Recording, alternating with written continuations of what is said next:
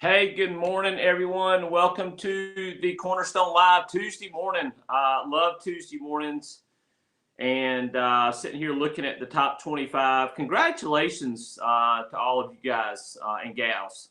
I love what I'm seeing with I was going to say promote yourself. It's not. I need to get this screen kind of perfect there. Okay, that's as good as it's going to get today. Okay. Um, the write your own comp, right? I mean, like, how cool is it that we are here in the summer of 2021, and Equus has given us all the ability to give ourselves massive increases in comp level, and we can go out there on our own pins, and we can promote ourselves all the way up to 120% contract levels. We can go out taking our skills in distribution building, which I'm going to be talking about today. Kind of going to be talking about it all today, actually. So much on my heart. I wanted to actually do a Facebook Live last week, and I said, no, I'm not going to do a Facebook Live. I was way too emotional, but it was after that post I made about, sheer work. I mean, I think that for the majority of people out there that's struggling, I don't think it's anything other than work ethic. Now, under the title work ethic, we can certainly dig down, and we can become as philosophical as we want to be, and we can kind of try to figure out why that is. But in the grand scheme of things, I mean, come on. I mean, there are people every day that wake up. The job that they work in is not fulfilling. It's not their dream. It's not their purpose, but they wake up every single day. They show up on time and they work. They don't sit there on social media all day. They work because they want a paycheck. And so our business, you know what, it can be like that if you want it to be. And I've heard some people say, well, you can't treat it like a job and go out there and succeed. Well, I don't know about that. And I'm not really gonna pick that battle, that argument today. But I do know that there's activity that must be done if you want to win, and we're going to talk about that today. But I'm going to package it all under growth mentality. So, but again, going back to my original point, and just excited for the summer that we're in, and excited that we get to go out there and produce massive increases in comp level. And you 25 people that I'm looking at right now, I mean, you guys are positioning yourself really well. I guess this leaderboard is the first official week of June. So top 25, James Gomez went out and helped two families.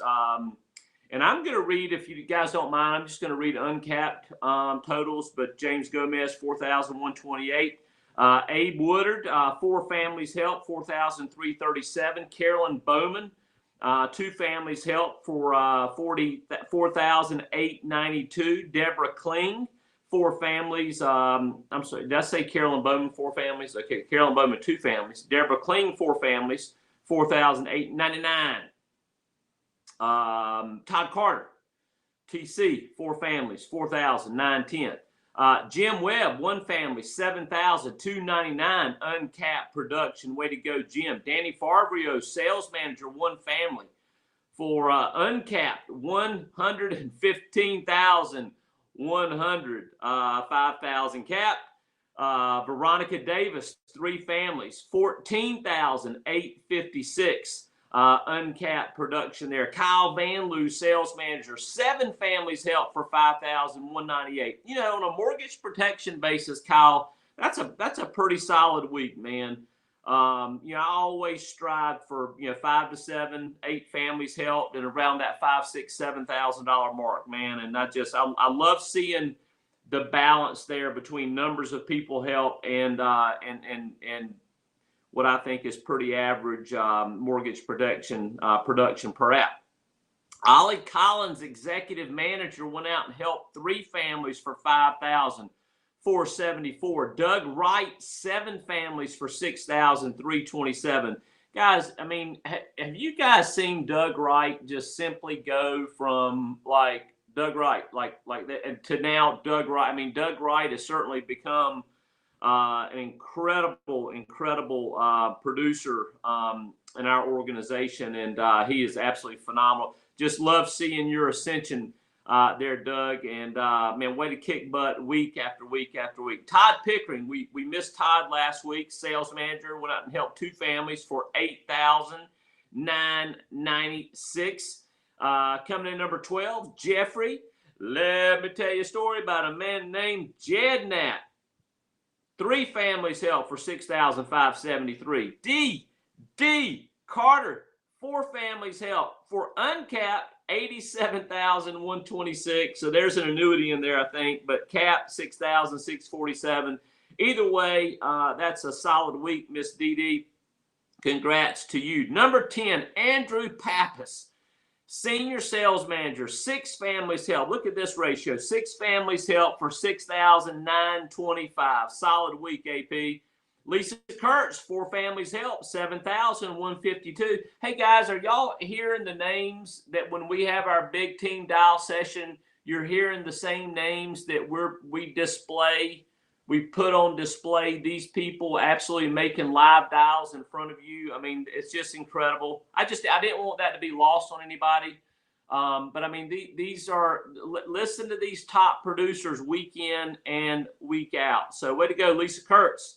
Jason Brown, 9 families help for $7,401. Love that. Johnny Roberts coming in number 7, 6 families help for uncapped $24,898. Cap $8,246. Matt Pertusit, 9. Listen to this ratio, guys. Matt, this is a incredible week, buddy.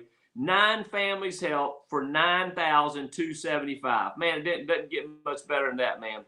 Jamie Trent, national manager, leading from the front, 5 families help for $10,418. Awesome week there, Jamie T. Stan Smith, district manager. Tell you what, Stan Smith has absolutely been on fire, and I am looking at his organization and just, I mean, golly, guys, what an incredible next 6-7 months that could be for that organization. I mean, the leadership that's forming there is incredible. Stan, 4 families help, buddy. Uncapped, $12,288. Daniel McCray, national manager, always leading from the front. Never have to worry about Daniel McCray, man. 5 families help. Uncapped $19,455. That's pretty awesome.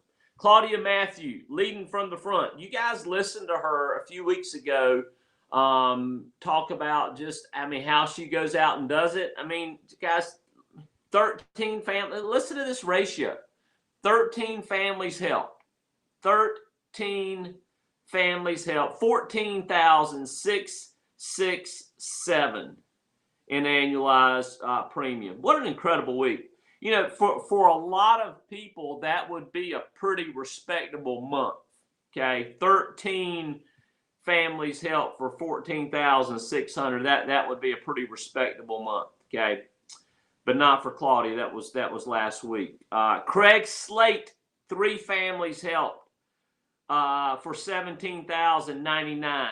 Craig, number 1 this week. Very, very proud of you. Congratulations. Cap 15,000, uncapped 17,099. Either way you look at it, buddy, those are 3 pretty awesome applications, man. And very proud of you. Very proud of all of. Look, I was just sitting here looking at GroupMe, man. Jamie Trent's already out protecting families, man. That's good stuff. Okay. Growth mentality. You know, so when I started my business in 1993, what I saw was duplication. So somebody showed me an opportunity where they drew circles. They drew me and they drew circles and like, hey, you go find, you know, 5, 6, 7 people, and they go find 3 or 4 people who go find 2 or 3 people. And next thing you know, you've got an organization, you've got a distribution channel of hundreds of people. And it all started with you. It all started with you finding 6, 7, 8 who found 3, 4, 5, who found 2, 3, 4, who found 1, 2. You see what I'm saying? It just it multiplies. And I saw that, and I've never been the same. And you could sit there and go, well, I mean, John, that's pretty simple stuff. Well, it wasn't for me. Where I grew up, man, it was all about go to school, get a good education, get a job. So I never saw duplicate. I never saw the ability to make passive income. Nobody ever sat down with me in the 4th, 5th, 6th grade and said, hey, do you know that you can literally make thousands of dollars every single day? And if you do the work right one time, you will have an ongoing, permanent type of income stream that comes in every single day. It can, and you can duplicate yourself to the point from a leadership standpoint so well that even if you tried, you can't stop it. It'll get to a point in time where the people that you duplicated yourself through in width, that they're not waking up doing business because you're alive. They're not waking up and trying to perform for you. These people are waking up because they have a dream, that you've led them to the system. You've set the example. You've done your job.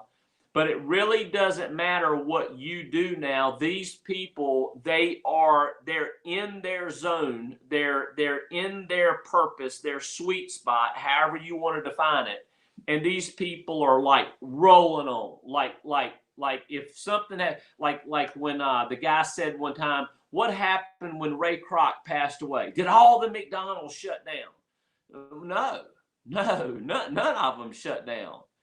They may have lowered the flags that day, and they may have had a moment of silence, but I mean, they continue to serve hamburgers, shakes, and French fries. And I talk about it even in my overviews. I mean, Ray Kroc's been dead now. I mean, Ray's been dead for a long, long time. But I mean, the thing about it is that, I mean, he's still making money. Think about that. He's been dead for decades, and he's still making money. And sadly, there are educated people, very well educated people, that are alive and well, living in the greatest country there is, United States of America, and they're broke. Okay, so I want you to just think about that. So a lot of different directions we can go from here. We can go in the direction of the power of a dream. We can go in the direction of how important is it to discipline ourselves. But the direction that I want to sort of go in today is just the understanding of that we're not an insurance sales company. I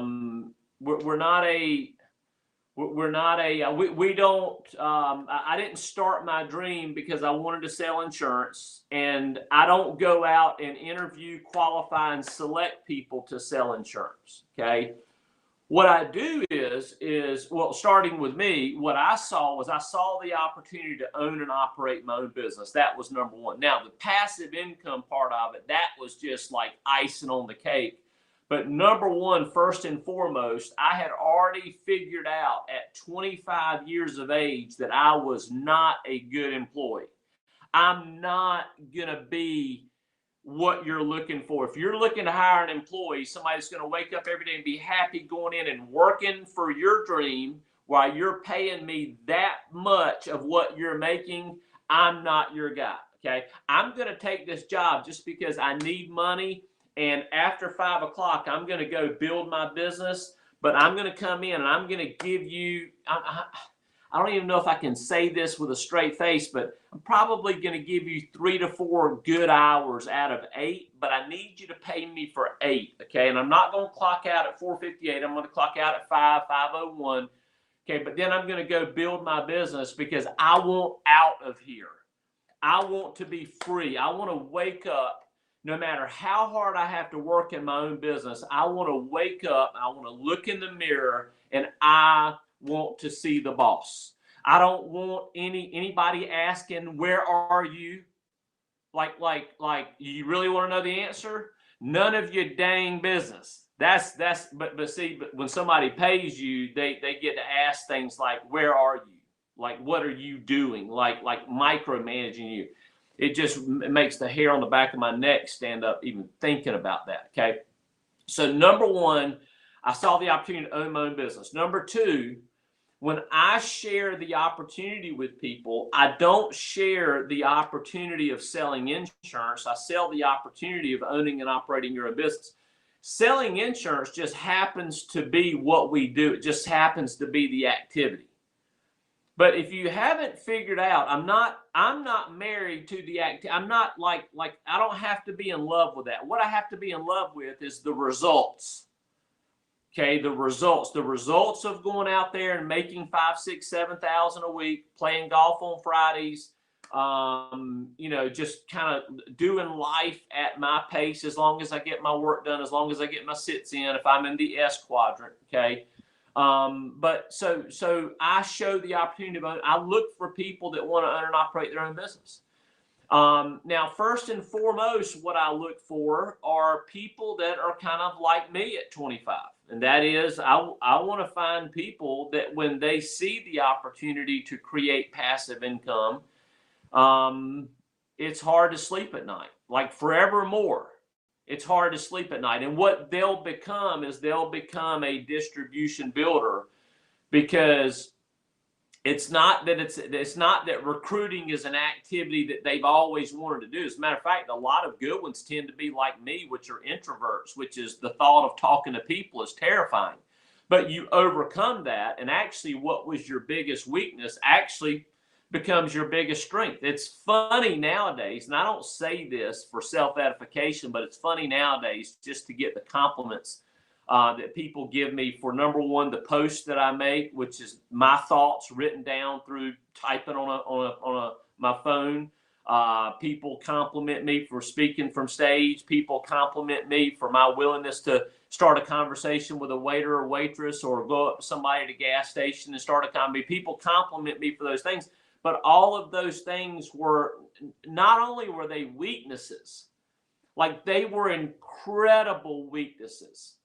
Like you would have never looked at any of those areas in my life back in 1993. You would have never looked at them and said, hey, this guy's going to excel in those areas. As a matter of fact, you would have gone out and borrowed money to bet against me developing strengths. But that is in essence the power of a dream. The power of a dream overcomes everything. And some of you guys maybe need to hear that today. The power of a dream overcomes everything. It overcomes your negative fears and doubts. It overcomes your family's negative fears and doubts. It overcomes limitations that people have put on you because of their own limitations.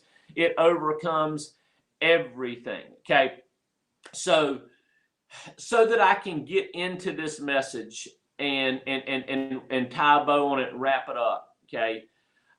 The thing that I'm praying for specifically every morning right now is I'm praying for a spirit of desire to fall on this organization, that really just the desire to grow. Like how impactful is it when we write an application? When I read off those top 25 and the number of families, how impactful were we to those families? We're incredibly impactful. How impactful are we to a family that we introduce the opportunity and bring them aboard the Equus financial system and kind of lead them to get, how impactful are we to that family? Well, generationally impactful to that family. And so what I'm hoping is I don't want to start an action, an accountability activity, recruiting. Like I don't want this. I don't want a recruiting like okay, John, how many ticky marks do you want me to get today? No, that's not really what I want. What I want is I want people to have a desire to duplicate themselves. Now, Is recruiting an activity that's part of that? Absolutely. Is sometimes do we have to make sure we're keeping ticky marks just to make sure, hey, am I head faking myself? Am I thinking more about working than actually working? Okay, so if I keep ticky marks, that sort of guards against. I can look back and go, okay, how many people did I have a conversation with today? How many ICAs did I send out? How many ICAs did I get? You know, in other words, I can judge just making sure I'm not just wearing myself out thinking about it. I'm actually doing the work. Okay. But see, so it's not a spirit of ticky mark recruiting ICA that I want to encourage in our organization. I just want to encourage a desire to change people's lives in a time that our country, and I've said this several times on our Tuesday morning calls, probably over the last year. How many times have I said, I'm not too sure there's ever been a time in America that there needs to be spirit of entrepreneurship, business ownership, giving people something to lose. You know, this message that tends to grip the majority of Americans, this message of let us take care of you, let us give you. That is an evil thing. That is an evil thing. That's certainly not what this country was started on, and it's a very evil thought process of people that are willing to spew it. Because the very moment you desire for people to be dependent on you, man, like really, like that is.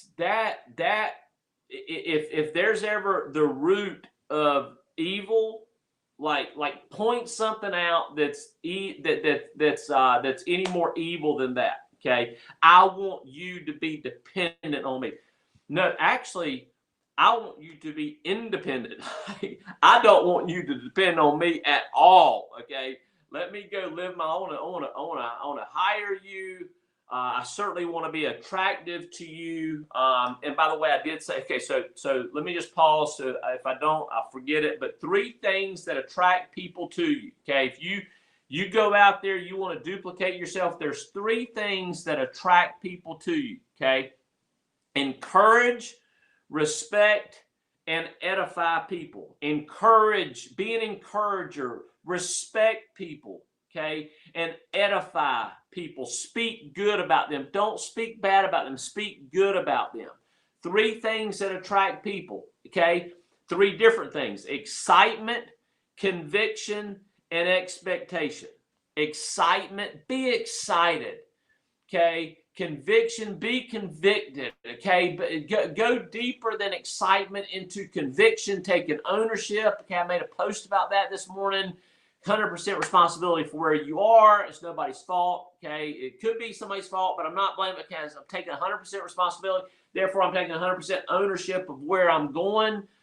Okay, so encourage, respect, and edify, and excitement, conviction, and expectation. Okay, every day I wake up, I'm expecting something to good happen. Okay, why? How can I be expecting something to good happen to me? How can I be expecting that? Because I believe that there is a law out there that is every bit as sure as gravity. Okay, and this law is sowing and reaping. Okay, now I'm not going to get all spiritual on you and start reading scriptures and all that, but what I'm saying is it's the law of the land. Okay. And I will tell you this, guys, is something that it's one of those things that you just got to hang your hat on, okay? And so the activities that you discipline yourself to do every single day, if it's me making sure that I'm eating healthy, okay? Eating healthy is not just eating good foods. It's not eating bad foods, okay? That you would think that is pretty much common sense, but I guess sometimes you got to spell it out. Okay, it's like when I used to have to tell my kids, "Hey, go take a bath." Okay, that means run the bath water. Okay, and once you run the bath water, okay, you got to cut it off, and you got to get in the bathtub. Okay, so you can't take anything for granted. Okay, so discipline yourself. Okay, to do so when you do the right things and you're disciplining yourself and you're working, call it ticky marks. I don't care. But do the work. Go get your 12, 15, 17, 18 sits in. Okay. And that's one thing that we're going to do in this organization, guys. If we're not careful, all of a sudden next year we're going to be talking about 50 sits a week. Okay, 75 sits a week and spend 25,000 a week on leads. Okay, and I will say this. I'm laughing when I say this, but somebody told me recently that some people question my numbers when I was in the field, and I just sat down and I went, wow. I mean, why? So I was in the field 2 full years. And in those 2 full years, each year I protected, mortgage protection wise, 10 to 12 A leads a week. Okay. I protected 175-ish families. I think it was 178 one year and 174 the next year. But the 2 years I was in the field full time running Eastern North Carolina, okay, 3 hours, 2.5 to 3 hours from my house, all the way up to probably 5.5 hours from my house. So 2 years. So you do the numbers. 2 years back to back. On average, 175, 176 people. Okay, times that by let's just do the Equus average. I always thought that my average was a little bit more than the Equus average, just because I had the blessing of working with older clients. Okay, some of you guys don't like older clients. I don't know why that is. I love working with older clients. And I wrote a lot of equity protection, wrote a lot of whole life applications for equity protection. Whole life applications to me were so much easier to write than term policies and all this stuff. But let's just take the average of 1,050 on an average annualized premium. Okay, I mean, you do the math, times that by 120% contract level. Okay, that's the contract. I don't make any. I've never hidden my contract level from anybody. Okay, that's the contract level that Barry gave me when I came over to Equus, 120% contract level.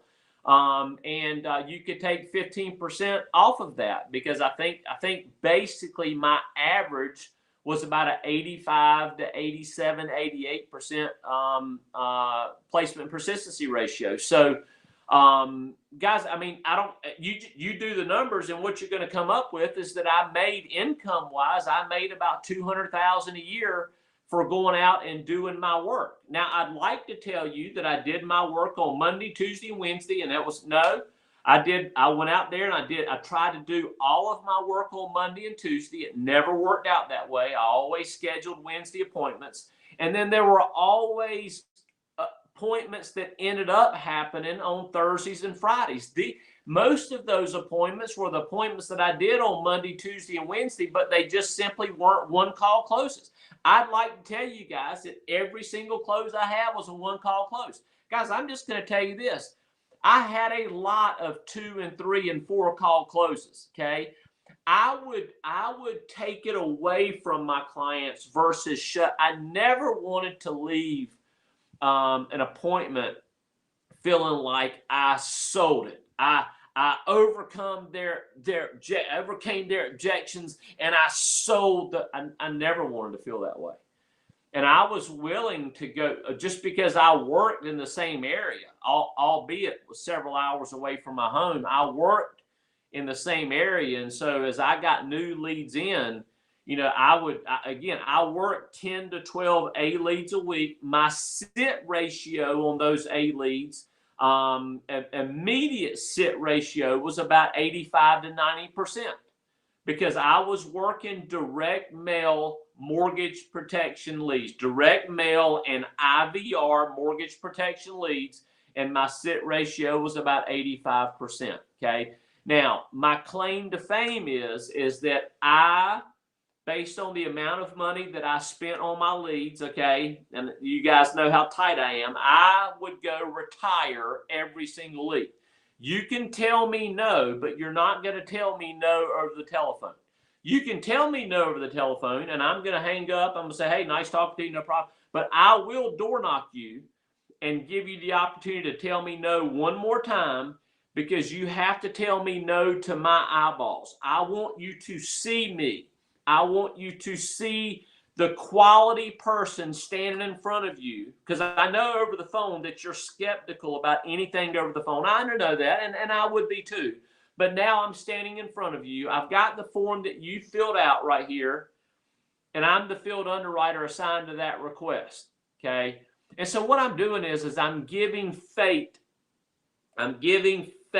the opportunity to act on your behalf and for you to make a really good decision. Sit down with me. Let me show you that you can afford it. Let me show that you can qualify for it. And let's submit an application to the insurance company. And let's just make sure that you just do something really important, that once you do pass away, man, it's going to make such a tremendous difference to your beneficiary. So I don't know how I got off. This call was a spirit of building, and I got off all into sales. But let me just say this in closing, okay? I think, to me, my sales and my building were never separate, okay? My sales and my building.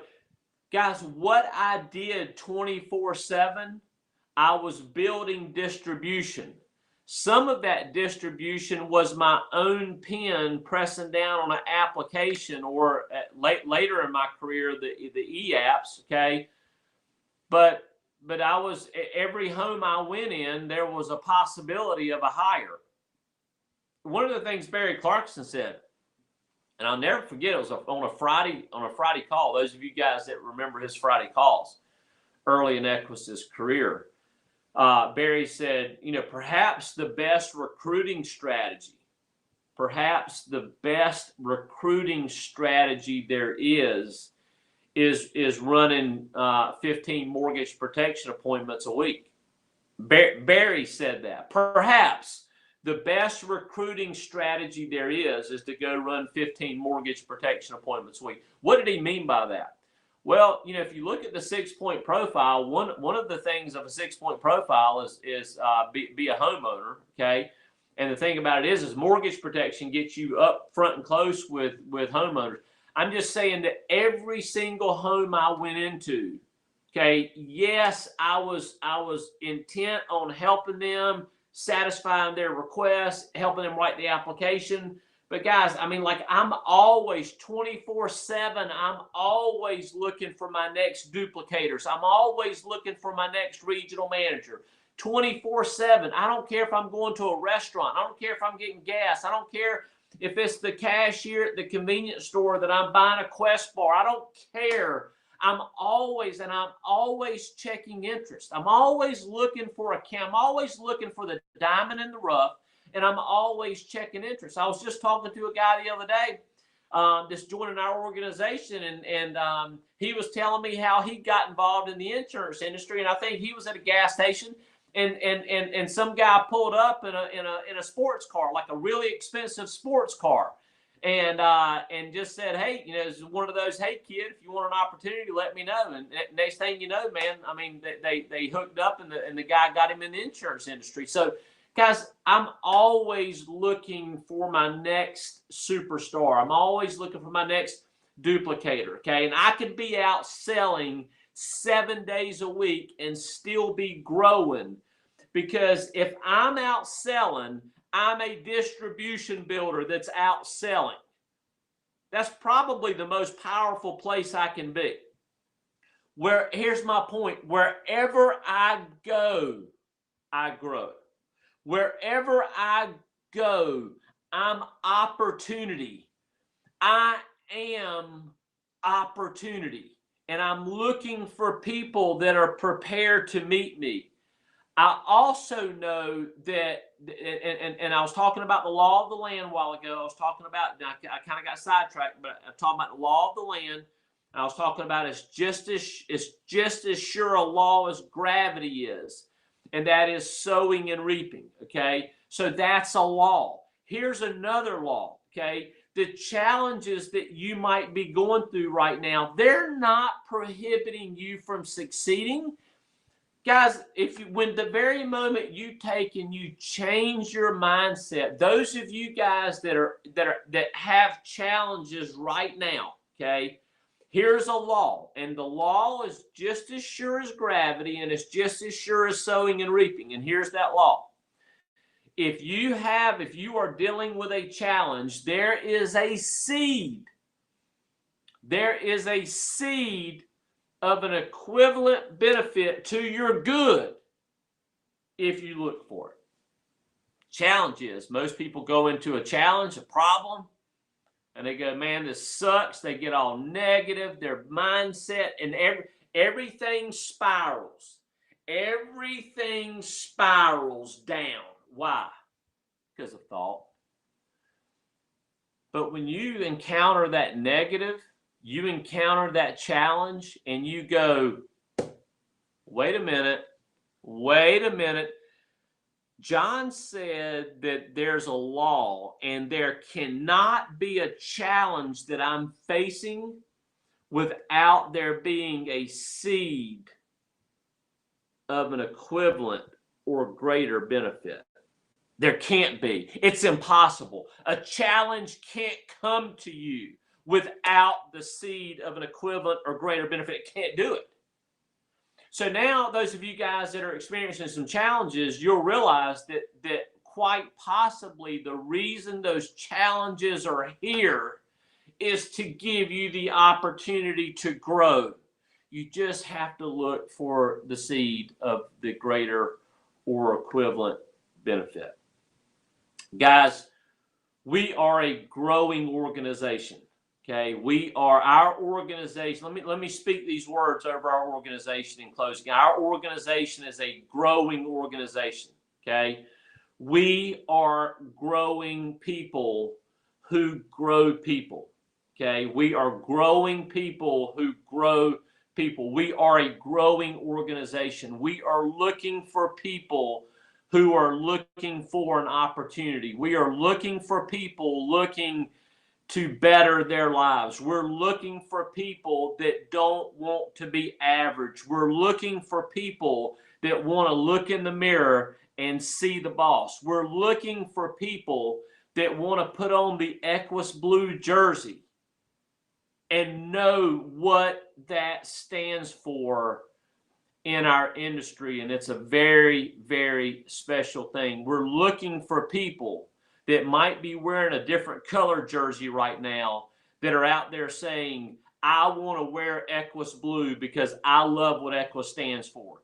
They're not bullies. They don't intimidate me. They're not forcing me to spend $3,000 a week on leads and forcing me to travel 18 hours from my house every single week. And they don't call me names when I don't produce. They respect people. They encourage people, and they edify people. Therefore, Equus has a pleasing and a magnetic personality. I've enjoyed this. It's 10:38.